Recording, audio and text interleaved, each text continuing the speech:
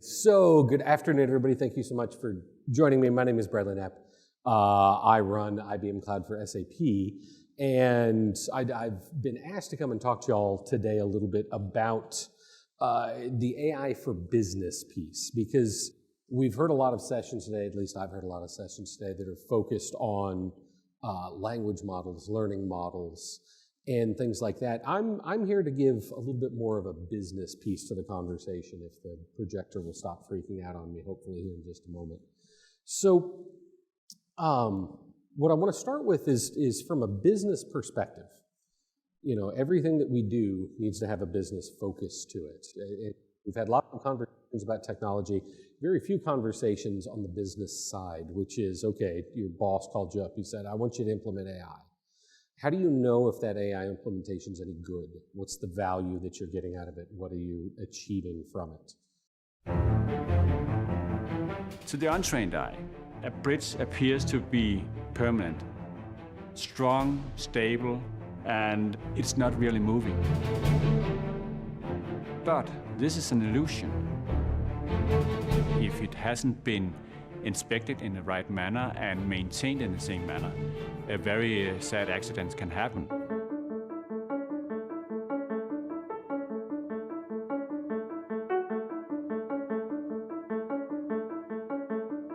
Maximo is a management system where we not only can write out work orders, but we see it as basically the foundation, the spine of everything we want to do from a digitization point of view.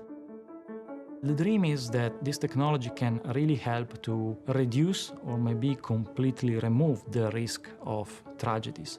Collapse of bridges, collapse of tunnels, collapse of buildings. When we are having a bridge out in the sea, you have to be aware how the chloride is actually penetrating the concrete, because rust is one of the enemies for concrete structures.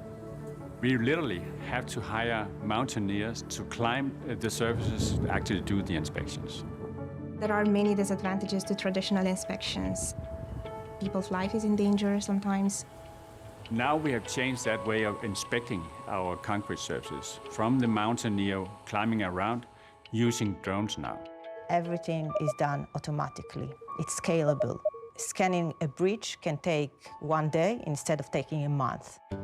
All this data that feed into Maximo from sensor, from document, from images, and from other sources needs to be processed to extract knowledge, and that's where AI comes into play. There's a huge stack of informal data, unstructured data, and we need a machine that's able to read and process unstructured information. Maximo can do it in a fast way, in a repeatable way, in a scalable way, and once it learns to do the job, it learns forever. Now we have a way to show a complete picture of the health of a bridge.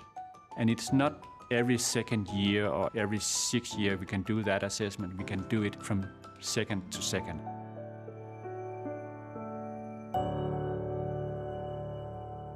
When we talk about the AI business, there is a construct within IBM that we call the AI ladder, right?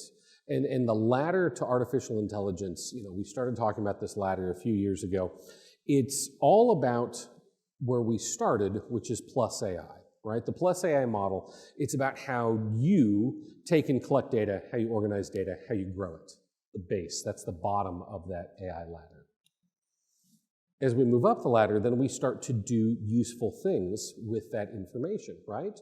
We're going to start adding AI into applications. We're going to start automating workflows, with the idea being we're going to make a step-by-step progression in our business. And as we continue up this AI ladder, now you're going to start actually not just automating the workflows, but you're going to replace them, right? You're going to get rid of them entirely, and you're going to let the models build you new workflows to take the place of the old one.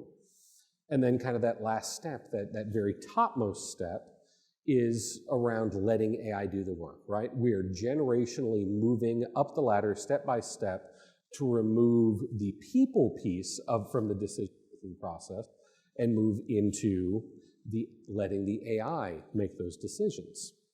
So when we think about this problem, when we think about how we're going to do that, right? It's all about foundation models. Foundation models are not really cool. They're not what's on TV right now. You're not hearing anybody talk about them on CNN. But when it comes to the breadth of enterprise that is available today, foundation models are what matters, right? When you think about those foundation models, they're often things that are not really cool, right? Geospatial data, there's really nothing cool about that. Billions and billions and billions of cybersecurity logs, that's not really very cool stuff. Business process data, there's really not anything neat about that. 100,000 pictures of a machine that's stamping out parts, again, not cool. What is cool, what everybody wants to talk about, are LLMs. So the LLMs have a very defined place, right? So on the natural language side and then on the code side. And what makes LLMs neat is there's something that the average person can relate to, right? Somebody who goes in and they ask a question to a prompt and they get a response that makes sense. There are defined business use cases on this, right? Customer care, digital labor. Internal to IBM, we have a number of natural language models that we use internally. We don't, generally speaking, expose them to the public because there's always a potential for abuse. We'll talk about that in a second. But we use them internally with our internal support teams. We use them with our HR teams. If I have a question like how many vacation days do I have left in the year, I can actually do it from my phone. I can hit up a little bot we've got called Ask HR. Hey, how many vacation days do I have left in the year? You know, or what's maybe a little bit more interesting, hey, I want to take a 2-week cruise. When will I have accrued enough hours for me able to take off enough time that I can go do a 2-week cruise? So there are lots of interesting places that we can plug these little bits in. But what I want to encourage everybody to think about a little bit is, what can you do? If we think about the different industries that are out there and the use cases that are involved in where can you implement AI in your business to actually see returns, and if you hurry, you can take a picture of it before it disappears. There's a couple of these that I like to call out as being particularly nifty, right? In that row that's now disappeared, there's the third one down called content creation. So here's something that's kind of cool. This is a product that we've been working on for a very long time now. So, enhance digital sports viewing with auto-generated spoken AI commentary, which I know sounds kind of weird. So, just out of curiosity, anybody out here, do we have any golf fans? Like enough that you would watch it on TV, at least one or two. All right. So, there is an app for the Masters that you can download. It gets refreshed every year. There's also an app for other golf tournaments. There's one for the Open, there's one for the British Open, there'll be one for the PGA Championship. And when you go to this app, you learn, hey, first of all, this is really cool. Everything that's on it's free, but I can watch every golfer shot by shot, and I can click on every shot, and there's commentary on every shot. Now, obviously, there is not a CBS production crew that is looking at every shot made by every golfer and narrating what's going on. The AI is doing that. So where can you take and apply that goes into other places? So that's one out of media and entertainment, right? When you go and you look at app modernization, there's some nifty ones. IT automation and AI operations for your business. On the technology side, that's part of the places that I live. Environmental intelligence, right? So we're doing an incredible amount of work. I'm the SAP guy, right? So we're doing a lot of work with our customers right now on the environmental intelligence side because everybody's starting to look at all of the mandatory environmental reporting that's coming up, and they're going to say, how are we going to answer all the questions that we have to answer that we don't have the data to back it up? Well, you're going to use the AI to tell you how to go and get the data and then how to answer those questions. So when we talk about the challenges that folks are running into right now, right? So I like to call out these 4 challenges right here that, of course, are not showing up. We went out, IBM, big company, right? Shocker that we would talk with a lot of other leaders in big companies. Didn't fix it. 20%, 1 in 5 of the leaders that we talk with, they're telling us that they have problem integrating their data across multiple data sources. If the slide ever shows back up again, it says integrating data across many clouds, but really what that means is different data sources. 25% of companies and organizations lack the tools and platforms that they need to develop their own models. Right? We know that 3/4 of leaders have not taken the necessary steps to reduce bias in their organization's AI. There's a lot of different reasons for that, but reducing that bias is key to your AI being useful and actually usable. And then about a third, 34%, businesses lack the necessary AI skills, expertise, and knowledge. This is where you guys come in. It's a heck of a growth market right now. These are the conversations that we have with CEOs, CIOs, CFOs when we talk to them about AI. And we've got some things to try and help, right? This is IBM, so we've always got to try and help address this problem a little bit. Our previous generation of AI tools, ML tools, things like that, all operated under the name Watson, right? Watson, after Thomas J. Watson, but Watson was the machine that went and competed on Jeopardy and played chess and whatnot, kind of nifty stuff. Our next generation is Watson X. And the idea behind Watson X is this is a group of services that allow you to bring your own data, that allow you to bring your own models, whatever those models may be, and then to use it as a platform, as a cohesive platform to tune, train, deploy, and govern. Because those are the 4 parts of the rectangle that make your life successful. Our 3 pieces are going to be that WatsonX.ai, that's the studio. WatsonX.data is all about your data governance and your data security, removing the bias, training the models, all of those very important things. And then WatsonX governance is about who has access to train, to update models, who has access to ask questions, who has access to create prompts.